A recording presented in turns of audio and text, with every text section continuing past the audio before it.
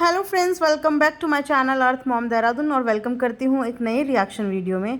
दोस्तों, अभी डब्बा का व्लॉग आ चुका है, लेकिन व्लॉग में हैदराबाद मीटअप के बारे में कुछ भी ग्लिम्स हमें देखने को नहीं मिला तो सिर्फ हैदराबाद का टूर और उसके अलावा उसमें कुछ भी नहीं था।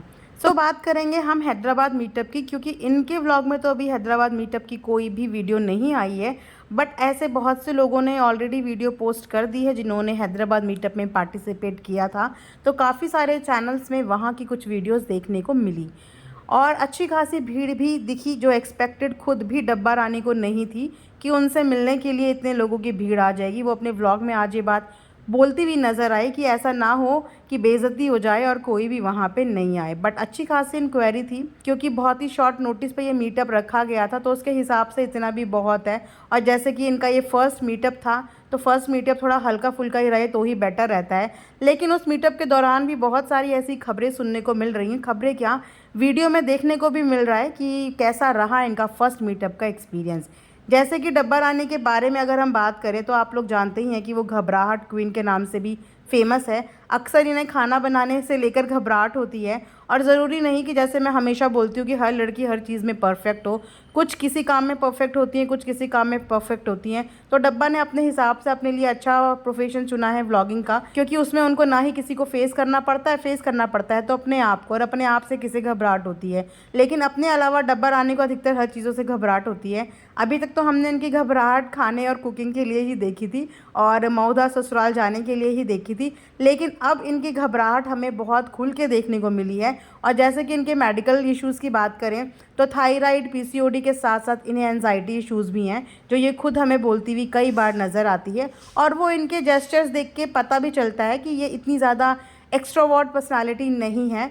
भीड़ भाड़, सोशल लाइफ या ज़्यादा लोगों से अगर इन्हें इंटरेक्शन करना पड़े तो इनको एंजाइटी हो जाती है। इनफैक्ट अगर इनके पास 3 से 4 लोग की भी भीड़ जमा हो जाए तो वहाँ भी आप इनके फेशियल एक्सप्रेशन देखा करो, अचानक से इनके चीक्स रेड हो जाते हैं। पता चल जाता है, मतलब एक इंसान जब नॉर्मल होता है और एक इंसान जब आर्टिफिशियल हंसने की या नॉर्मल होने की कोशिश करता है तो समझ में आ जाता है कि वो अनकंफर्टेबल है। वैसे ही डब्बा रानी अपने मीटअप के दौरान लगी बहुत ही अनकंफर्टेबल और अनईजी सी लग रही थी, क्योंकि जिस तरीके से वो व्लॉगिंग करती हैं कंफर्टेबल होके, उस तरीके से मीटअप में उनका बॉडी लैंग्वेज नहीं लग रही थी। होता भी है क्योंकि उनका फर्स्ट मीटअप था और उनका एंजाइटी इश्यूज़ थे, और एंजाइटी के बारे में मैं बहुत अच्छे से जानती हूँ, क्योंकि मेरी भी एक फ्रेंड है और वो भी ऑलमोस्ट 22-23 की होगी, काफ़ी कम एज है। बस इस एज के दौरान भी उसको एंजाइटी के इश्यूज़ हैं, और मैं जानती हूँ कि एंजाइटी की प्रॉब्लम कितनी ज़्यादा गंदी प्रॉब्लम होती है। जब मैंने उसको इस हाल में देखा था फर्स्ट टाइम, जब उसको एंजाइटी ट्रिगर हुई थी, हम लोग उस समय ऋषिकेश ट्रिप में गए हुए थे और होटल के अंदर उसको अचानक से एंजाइटी ट्रिगर हो गई। वो उसका एंजाइटी का फर्स्ट एक्सपीरियंस था। इनफैक्ट उसको खुद भी नहीं पता था कि उसको एक्चुअल में हुआ क्या है। अफरा तफरी में हम उसको सीधा वहाँ से हॉस्पिटल लेके गए और हॉस्पिटल में लिटरली उसको ऑक्सीजन तक चढ़ाने की नौबत आ गई, क्योंकि अक्सर एंजाइटी इश्यूज़ में आपकी हार्ट बीट बहुत ज़्यादा बढ़ जाती है और एंजाइटी पेशेंट को ऐसा लगता है कि उसको ब्रीदिंग आ ही नहीं रही है। लेकिन जब उसका ऑक्सीजन नापा जाता है तो ऑक्सीजन लेवल हमेशा नॉर्मल आता है, लेकिन उस समय एंजाइटी ट्रिगर होने के समय उस पेशेंट को लगता है कि मुझे सांस आ ही नहीं रहा है। तो ये फर्स्ट टाइम था मेरी लाइफ का कि मैंने अपनी फ्रेंड को अपनी आंखों के सामने इस तरीके से देखा। तो मैं इस सिचुएशन को बहुत अच्छे से जानती हूँ, क्योंकि हम बहुत ज़्यादा घबरा गए थे। और उस दिन मेरी फ्रेंड को भी ये पता चला कि एंजाइटी नाम की भी कोई चीज़ होती है, और अब उसे ऑलमोस्ट 2-3 साल हो गए हैं इस एंजाइटी से फाइट करते हुए, और कहीं ना कहीं वो अब इन चीज़ों की यूज़ टू भी हो गई है। लेकिन ये एक ऐसी सिचुएशन होती है जो आपको भी नहीं पता होता कि आपको कब, कहाँ और कैसे हो जाए।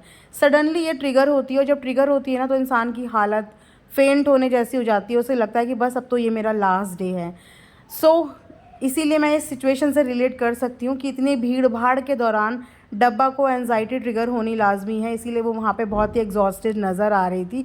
और ख़ासकर उस बंदे के लिए बहुत डिफ़िकल्ट होता है जिसका पब्लिकली सोशली ज़्यादा लोगों से इंटरेक्शन नहीं होता। इनके भैया भाभी एक पब्लिक फिगर हैं, इंडस्ट्री में काम कर चुके हैं, तो ऐसी सिचुएशन को वो लोग बहुत अच्छे से हैंडल कर लेते हैं। लेकिन डब्बा रानी ने एकदम से जंप मारी भी तो मीटअप की। इन्हें स्लोली चीज़ें करनी चाहिए थी, ताकि इन्हें इस तरीके की घबराहट और एंजाइटी की प्रॉब्लम वहाँ नहीं होती। ऊपर से अगर बात करें मैनेजमेंट की, तो मैनेजमेंट एकदम थर्ड क्लास था।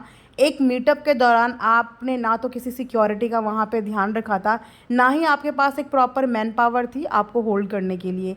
जैसे कि आप जानते हैं कि आप एक पर्टिकुलर रिलीजन से बिलोंग करते हैं और हमेशा से पर्दे में आपको देखा है, शुरू में नहीं बट आपने इस पर्दे को अपने हिसाब से एक्सेप्ट किया है।